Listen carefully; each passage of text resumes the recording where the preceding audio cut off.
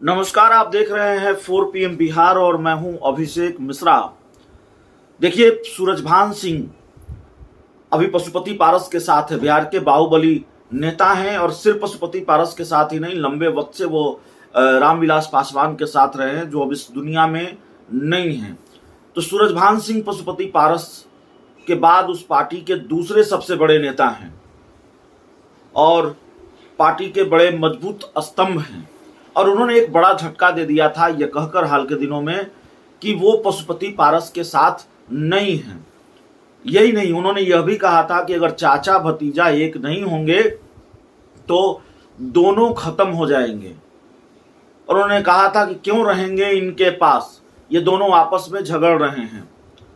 तो पशुपति पारस को एक बड़ा झटका दिया, साफ तौर पर ऐलान कर दिया कि वो पशुपति पारस के साथ नहीं हैं।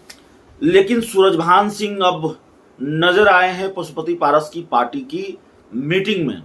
उनके भाई चंदन सिंह जो नवादा से सांसद हैं वो भी नजर आए हैं और उस आधार पर जो आरएलजेपी है ये दावा कर रही है कि सूरजभान सिंह मान गए हैं और वो हमारे साथ हैं, सब सारे सांसद भी हमारे साथ हैं। तो एक तो देखिए, जो सारे सांसदों के साथ होने का दावा किया जाता है और वो दावा तत्कालिक तौर पर तो ठीक लगता है, लेकिन और तत्कालिक तौर पर ठीक इसलिए भी कि जो सारे सांसद हैं उनको लेकर प्रधानमंत्री नरेंद्र मोदी से मिलने गए पशुपति पारस और ये मैसेज दिया 2024 से पहले, बड़ा मैसेज कि देखिए हमारे सांसदों के बारे में ये खबरें चलती हैं, ये बातें चलती हैं कि हमारे सांसद इधर उधर जा रहे हैं लेकिन हमारे सांसद हमारे साथ हैं। ये मैसेज देने की कोशिश पशुपति पारस ने की, लेकिन सांसद रहेंगे कैसे साथ? दिक्कत यह है, पशुपति कुमार पारस के पास 5 सांसद हैं।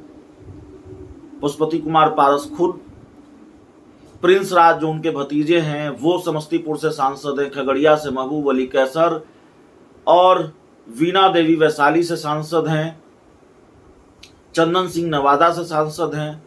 तो क्या 5 सीटें मिलेंगी? बीजेपी 5 सीटें देंगी पशुपति पारस को 2024 के लोकसभा चुनाव में? यह संभव नहीं दिखता है। अगर बीजेपी पशुपति पारस को 5 सीटें दे देती है, समझना बहुत आसान है, समझिएगा। सूरजभान सिंह पर हम आते हैं, जिनके लिए हमने ये चर्चा शुरू की है।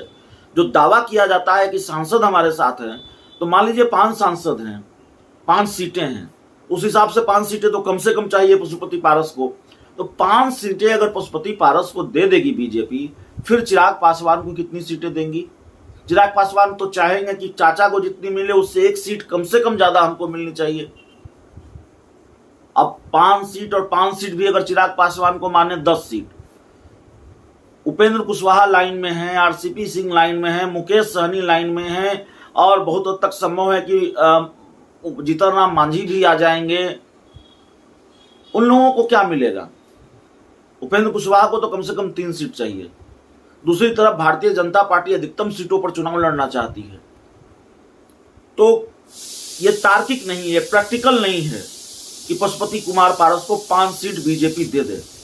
तो जाहिर है जिनकी सीटें जाएंगी वो भागेंगे, वो दूसरा ठिकाना ढूंढेंगे। तो ये दावा कि सांसद हमारे साथ हैं लेकिन सांसद हमारे साथ रहेंगे, ये दावा ठीक नहीं है और ये दावा नहीं किया जा सकता। उनकी पार्टी के सांसद है महबूब अली कैसर, वो जाकर ललन सिंह से मिलते हैं। अब यूं ही तो नहीं मिलते हैं ना, ऐसे ही मुलाकात नहीं होती है ना। और पशुपति पारस से इजाजत लेकर तो नहीं मिले होंगे।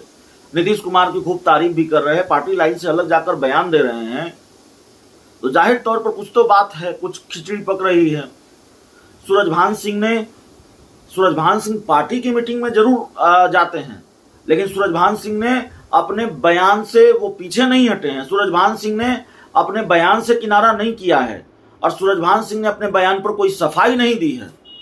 कैसे माना जाए सूरजभान सिंह मान गए हैं, या सूरजभान सिंह ने जो कहा वो यूं ही कह दिया? उन्होंने कहा कि मैं पशुपति पारस के साथ नहीं हूं, बस औपचारिकता पूरा कर रहा हूं। क्यों न माना जाए कि औपचारिकता पूरी करने के लिए, क्योंकि उनके भाई भी सांसद हैं नवादा से, तो वो पार्टी की मीटिंग में गए। अब पशुपति पारस आगे उनको मना लेते हैं, यह देखना होगा। लेकिन अभी पशुपति पारस की पार्टी के जो सबसे बड़े नेता हैं सूरजभान सिंह, जिन्होंने कह दिया कि वो पशुपति पारस के साथ नहीं हैं, उन्होंने अपने बयान से किनारा नहीं किया है, अपने बयान से तौबा नहीं की है। तो ये नहीं माना जा सकता कि वो मान गए हैं।